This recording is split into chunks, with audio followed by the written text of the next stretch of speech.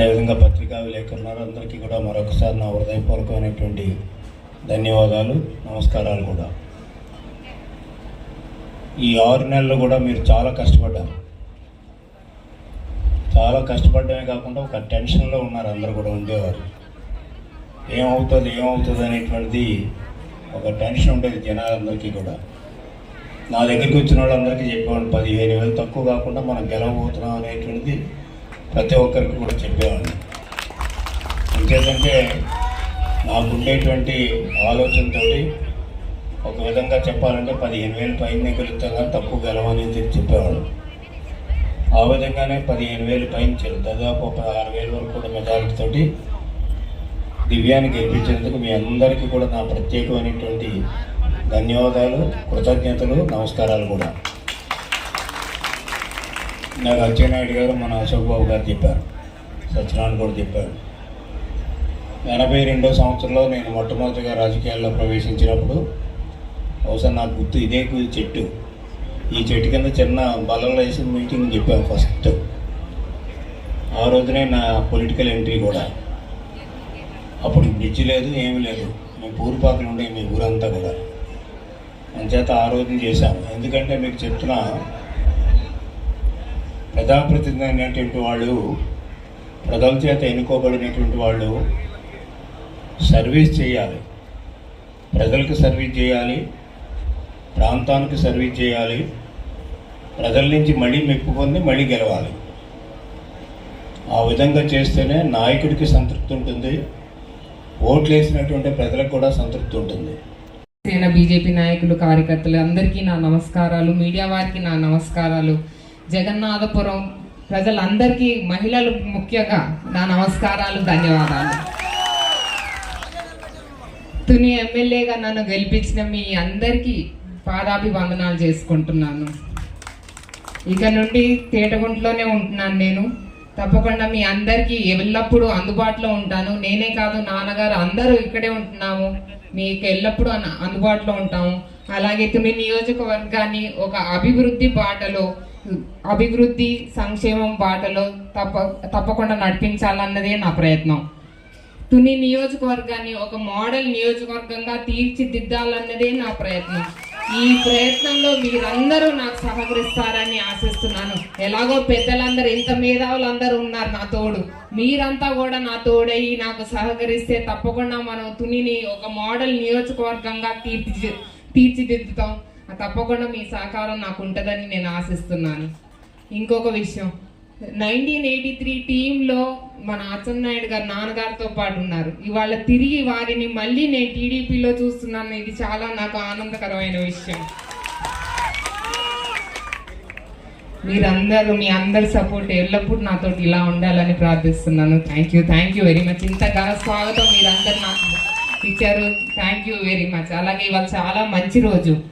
ఈ గ్రామం అభినందన సభ ఈ గ్రామంతో మొదలు పెట్టుకోవడం, ఇవాళ ఇంత మంచి రోజు, ఇవాళ ఈ మీటింగ్ ఇక్కడ జరగడం చాలా ఆనందకరమైన విషయం. Thank you very much. జై హింద్, జై తుని. ఎన్టీ రామారావు గారు పార్టీ పెట్టడం, వారికి ఇక్కడ మన కాన్స్టిట్యూన్సీ ఎమ్మెల్యేగా టికెట్ రావడం, మనం అందరం అప్పుడే నాకు ఓటు రావడం కూడా జరిగింది.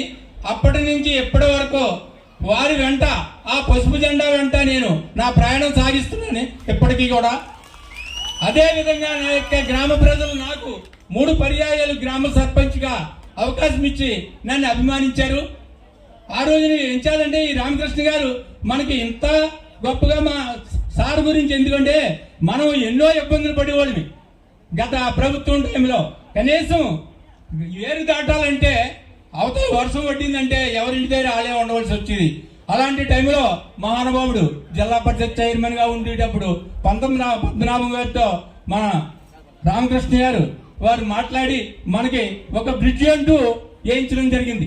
అలాగనే మన ఆడవారు ఎన్నోసార్లు రామకృష్ణ గారు చెప్పడం జరిగింది. ఎస్ఆర్ పేట కానీ బేవర్ ఘాటి వెళ్తుంటే ఎన్న సెలవులు ఊతా ఉండేవారు, ఇదేంటి అని అడగడం జరిగింది. ఏమండి మాకు మంచినీరు చాలా కొరత అండి, ఎప్పటి నుంచో కూడా గత ప్రభుత్వాలతో మేము చెప్పడం జరిగింది. అప్పటి నుంచి కూడా ఎవరు కూడా మా గ్రామస్తులు పట్టించుకోలేదు. అప్పటి నుంచి ఇప్పటి వరకు ఇబ్బందులతో ఉన్నామనితే వెంటనే వారు మనకి 2 బావులు శాంక్షన్ చేసింది. 2 బావులు తాత్కాలికంగా మనకి మంచినీళ్ళు వచ్చేటట్టు చేసి తర్వాత మన ఎండి ఆఫీసులో ఒక బోర్ బావు కొట్టించి అక్కడి నుంచి పైప్ లైన్ ద్వారా మంచి ట్యాంక్ కట్టించి 40 సంవత్సరాలు అయినప్పటికీ అప్పటి నుంచి ఇప్పటి వరకు కూడా అది ఏ ఆటంకం లేకుండా నిడారంభంగా మనకి మంచినీళ్ళు అందించడం జరిగింది వారు. కానీ ఇప్పుడు యువతకి ఈ కొత్తగా వచ్చిన కోడళ్ళకి సరిగా తెలియకపోవచ్చు. ఎందుకంటే ఇప్పుడు ఎలా ఉందో గత 40 సంవత్సరాల క్రితం కూడా జగన్నాథపురం ఇలాగే ఉందనుకుంటున్నారు. కాదు, గత 40 అంటే ఇప్పుడు 50 సంవత్సరాలు వచ్చినటువంటి వాళ్ళకి తెలుసు తప్ప పిల్లలు ఎవరికి కూడా తెలియదు ఆ పరిపాలన. అప్పుడు 1982లో మరి రామకృష్ణ గారు మేము కొంతమంది పెద్దలందరూ కలిపి తుని నక్కపేరు తాలూకా ఐక్యం అని చెప్పి ఏర్పాటు చేయడం జరిగింది.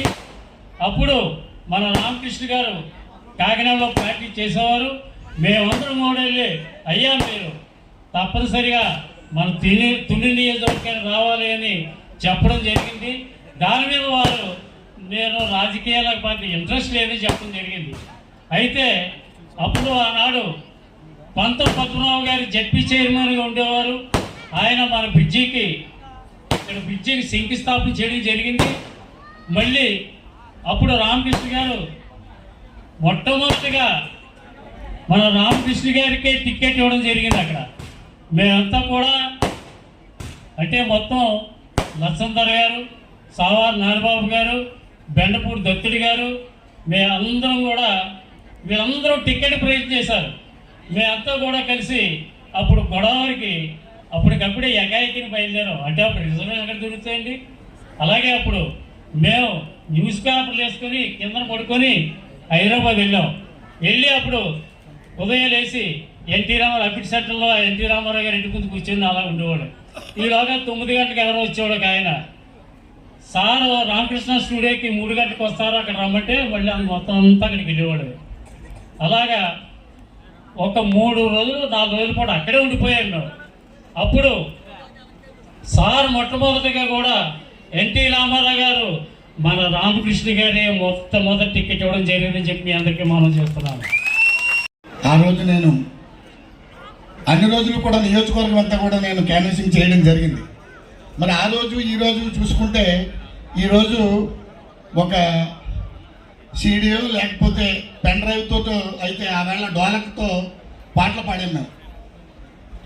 జస్ట్ ఒక చిన్న చరణం ఆ వేళ ఎర్రమల్లి సినిమాలోంచి నాంపల్లి స్టేషన్ కాడలాగా తెలుగుదేశం పార్టీ నుంచి అమ్మల్లారా కల్లారా మన రామకృష్ణుడు నిలుచున్నాడు మహాతల్లులారా, మన రామకృష్ణుడు నిలుచున్నాడు మహాతల్లులారా, సైకిల్ గుర్తుకు ఓటెయ్యండి రామకృష్ణుని గెలిపించండి అంటూ ఈ పాట ఒకటి. మన పక్కనే చింతపల్లి నియోజకవర్గం ఉండేది కమ్యూనిస్టుల పాట. అక్కో అక్కో అక్కో మీ తమ్ములం వచ్చామక్క, అక్కో అక్కో అక్కో మీ తమ్ములం వచ్చేమక్క, తెలుగుదేశమే అక్క మీ ఓటెయ్యండే అక్క, రామకృష్ణుడే అక్క మన పార్టీ అభ్యర్థక్క అంటూ ఈ పాటలు పాడుతుంటే ఎక్కడ కూడా వ్యాన్ కదలించేవారు కాదు. మరి రాంబాబు రాజు అనేవాడు, ఆయనేమో మా వెనకాల ఇంకొక వ్యాన్ తోటి అవతల పార్టీ నుంచి వచ్చేవాడు. ఏదో మాకెవరు రావట్లేదు, మా వ్యాన్ దగ్గరికి అందరూ నువ్వే తీసుకుపోతామని. అంటే ఈ విధంగా నేను ఆ రోజు క్యాంపెయిన్లో పాల్గొన్నాను. అయితే ఎవరికి రాని అరుదైన అవకాశం నాకు వచ్చింది. ఎందుకంటే 83లో ఎలక్షన్లో పోలింగ్ బూత్ ఏజెంట్గా నేను ఈ ఊర్లో నిర్వహించడం జరిగింది. మళ్ళీ ఇప్పుడు దివ్యమ్మకి పోస్టల్ బ్యాలెట్ ఏజెంట్గా 4 రోజులు చేశాను. అంటే అప్పుడు విద్యార్థిగా ఇప్పుడు రిటైర్డ్ ఉపాధ్యాయుడిగా మరి దివ్యమ్మకి 4 రోజులు నేను క్యాంపెయిన్ చేయడం జరిగింది. అంటే ఇటువంటి అవకాశం మరి ఎవరికి రాదు. అయితే ఇక్కడ మరి దివ్యమ్మ గురించి చెప్పుకోవాలంటే ఇక్కడ 6వ ఎమ్మెల్యే మన కాన్స్టిట్యున్సీకి రాజా బుద్ధిబాబు గారు, విజయలక్ష్మి గారు, అశోక్ బాబు గారు, మన రామకృష్ణులు గారు, అశోక్ బాబు గారు, అలాగే మన